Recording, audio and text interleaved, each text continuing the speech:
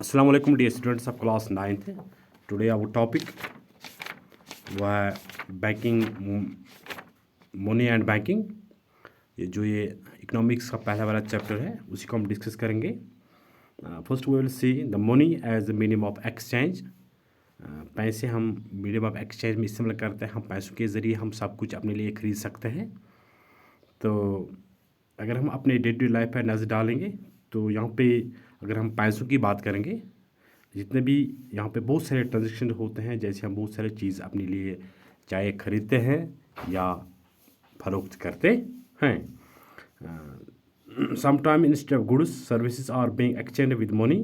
और कभी कभार हम पैसों यहाँ पे पहले ज़माने की बात करेंगे, उस वक्त यहाँ पे गुड्स को एक्सचेंज में लाते हैं, गुड्स का एक्सचेंज करते हैं। मतलब राइस के बदले वीट, जैसे मिलेंगे किसी को राइस है और किसी के पास वीट है, वहाँ पे वो जो राइस वाला वो वीट लेता है, और जो वीट जिसको वीट की ज़रूरत है वो जिसको राइस की ज़रूरत है वो राइस लेता है वीट वा मतलब, और वो मतलब और जिसको वीट की ज़रूरत है वो वीट लेता है, यानी एक्सचेंज करते हैं। पैसे इस वक्त नहीं है, लेकिन आज हम देखें हमारी लाइफ में, तो आज हम मॉडर्न टाइम में देखें आज पैसों के ही इस्तेमाल ज़्यादा होता है, क्योंकि हम यहाँ पे पैसों का ही इस्तेमाल करते हैं। जितने भी हम एक्टिविटीज़ हम अपने डे टू लाइफ में करते हैं वो पैसों की बदौलत करते हैं। जो भी कुछ हमें ज़रूरत होती है अपने रोज़मर्रा ज़िंदगी को गुजारने में, तो जितने भी चीज़ें हमें ज़रूरत पड़ती है तो हम पैसों की बदौलत वो हासिल करते हैं। और यहाँ से हम ख़रीद फरोख्त, चाहे कुछ ख़रीदते हैं या फ़रोख्त करते हैं, उसके बदले अगर हम कुछ कोई चीज़ खरीद सकते हैं तो उसको हम यहाँ से एक्सचेंज में पैसे देते हैं, और जब हम कोई चीज़ फ्री फरोख्त करते हैं तो हम पैसे ही देते हैं। तो अगर हम मॉडर्न एज की बात करें, प्रेजेंट एज की बात करें, हम जितना भी एक्टिविटी करते हैं, जैसे मतलब आज पैसों की ज़्यादा अहमियत होती है। जैसे हम similarly we need money to avail different service और different facilities, just like transport, communication, education, health, entertainment, home deliveries, and so on. A buyer, we pay money to buy goods and services, and as a seller, we receive money by selling them. अगर हम as a buyer की बात करके हम पैसे देते हैं, फिर हम ये सर्विस हासिल करते हैं। चाहे हम ट्रांसपोर्ट की बात करेंगे, कम्युनिकेशन की बात करेंगे, एजुकेशन की बात करेंगे, एंटरटेनमेंट की बात करेंगे, हेल्थ की बात करेंगे, या और किसी चीज़ की बात कर सकते हैं, वो पैसों की बदौलत हासिल करते हैं। इसी तरह जब हम एज ए सेलर की बात करें, जब हम कोई भी चीज़ मतलब फ़रोख्त करते हैं, हम इसके बदले भी पैसे ही लेते हैं। यानी अगर हम प्रेजेंट लाइफ की बात करें कि आज पैसा ही मतलब पैसों की बदौलत हम कोई भी एक्टिविटी कोई भी काम कर सकते हैं। तो इस तरह as a human being we have basic needs like food, shelter, clothes, etc. Along with these basic needs, we have multiple set of wants. Take the case of clothes merchant. He wants to sell clothes and buy rice. The clothes merchant will first exchange clothes to sell money and then exchange the money for rice. तो अगर हम इस तरह रोज़मर्रा की बात हम करें कि हमारे बहुत सारे मतलब नीड्स होते हैं, जो हमारे बेसिक नीड्स की बात करें, इसमें आता है फूड, शेल्टर एंड क्लोथ्स, हमारे बेसिक नीड्स हैं। और इसके अलावा हमारे बहुत सारे मतलब अनलिमिटेड एंड इनमरेबल मतलब हमारे नीड्स और वांट्स होते हैं, जो हम पैसों की बदौलत मतलब हासिल कर सकते हैं और फुलफ़िल करते हैं। इसी तरह यहाँ पे अगर हम देखेंगे, अगर हम एक क्लॉथ मर्चेंट की बात करेंगे, एक जो कपड़ा बेचने वाला होता है, तो he wants to sell clothes to buy rice. वो कपड़े मतलब उसका कपड़े का दुकान है, वो कपड़ा बेचता है, और इसके बदले उसको क्या चाहिए, उसको मतलब पैसे चाहिए, और पैसों से वो अपने लिए फूड, शेल्टर और क्लॉथ हासिल कर सकते हैं।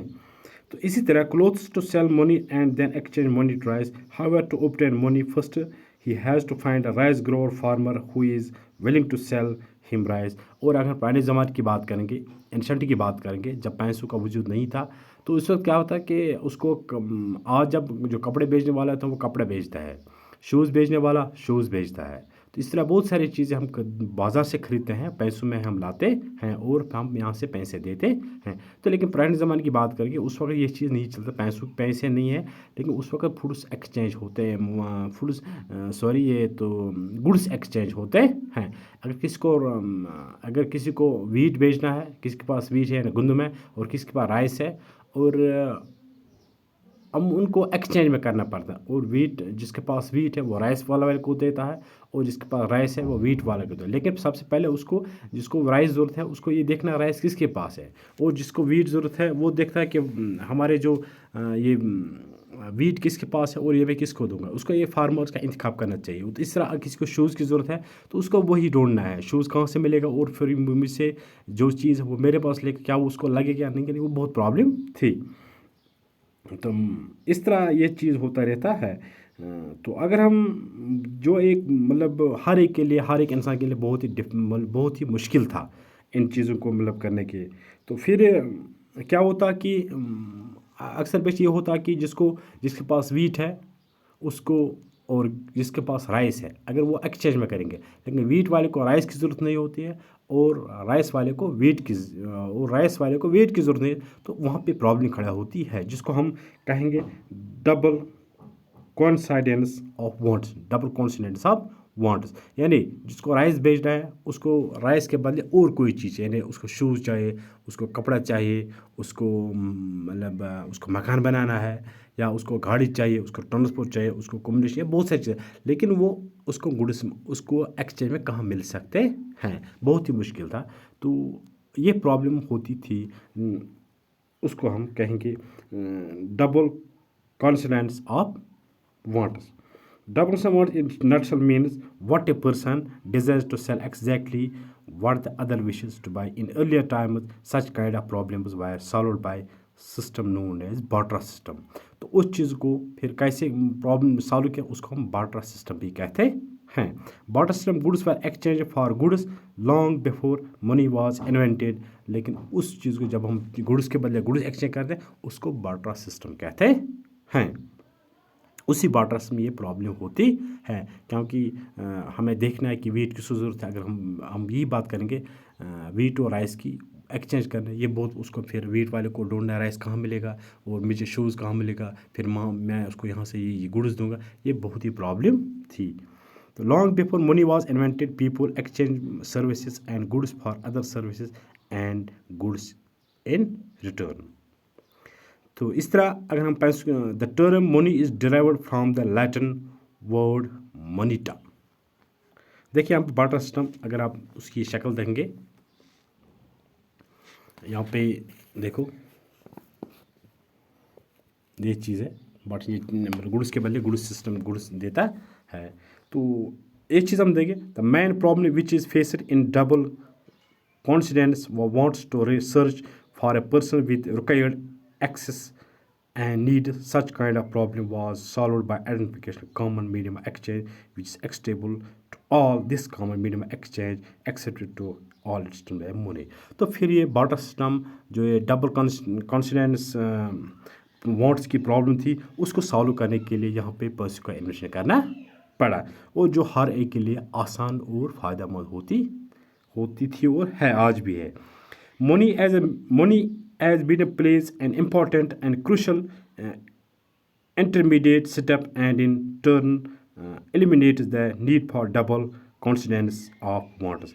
तो उसने एक अहम रोल निभाया है, अहम रोल हमारी ज़िंदगी में निभाता है पैसे, और जो डबल कॉन्सिडेंस प्रॉब्लम है वो भी सॉल्व हो गई थी, किन से, पैसों से। तो इस तरह क्या हुआ, with the introduction of money as medium exchange it's no longer necessary for clothes producer to search for a person with access for exchange. अब फिर लोगों को ये प्रॉब्लम नहीं है, जिसको क्लोथ्स की ज़रूरत है उसको ये नहीं देखना कि मुझे वो क्लोथ वाला कौन है, मैं उसको यहाँ से राइस दूंगा या वेट दूंगा या और कुछ दूंगा, फिर मुझे वहाँ से शूज़ देंगे। अब उसकी ये प्रॉब्लम नहीं है, क्योंकि जिसके पास राइस है वो उसको बेच सकता है और अपनी मर्ज़ी के मुताबिक कुछ भी ले सकता है, जिसको ज़रूरत है वही चीज़ ले सकते हैं। इस तरह वीट वाले ने वीट भेजा, शूज़ वाले ने शूज़ मतलब पैसे लिए, और इस तरह बहुत से ये जितने भी यहाँ पे सेलर्स है, बायर्स है, उनने हर एक गुड्स के बदले पैसे लिए हैं और अपनी मर्जी के मुताबिक वो मार्केट से कुछ भी ले सकते हैं।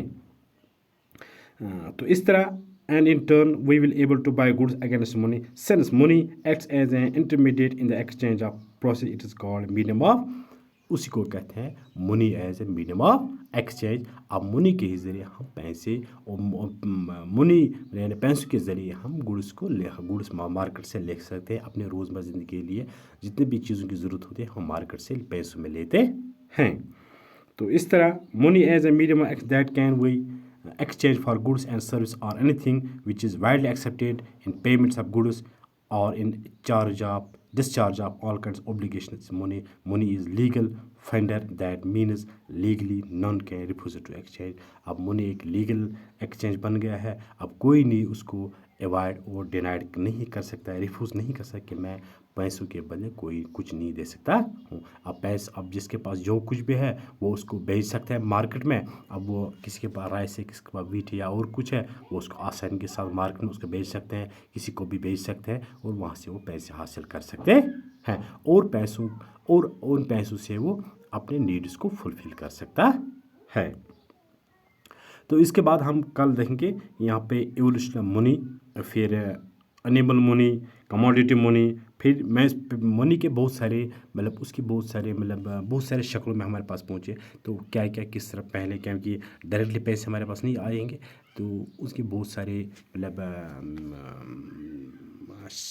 और हम कहेंगे कि किस तरह हमारे पास पैसे आए, किस तरह हम उन चीज़ का इस्तेमाल हुआ। आज इतना ही। Thanks, have a nice day, stay home, stay safe.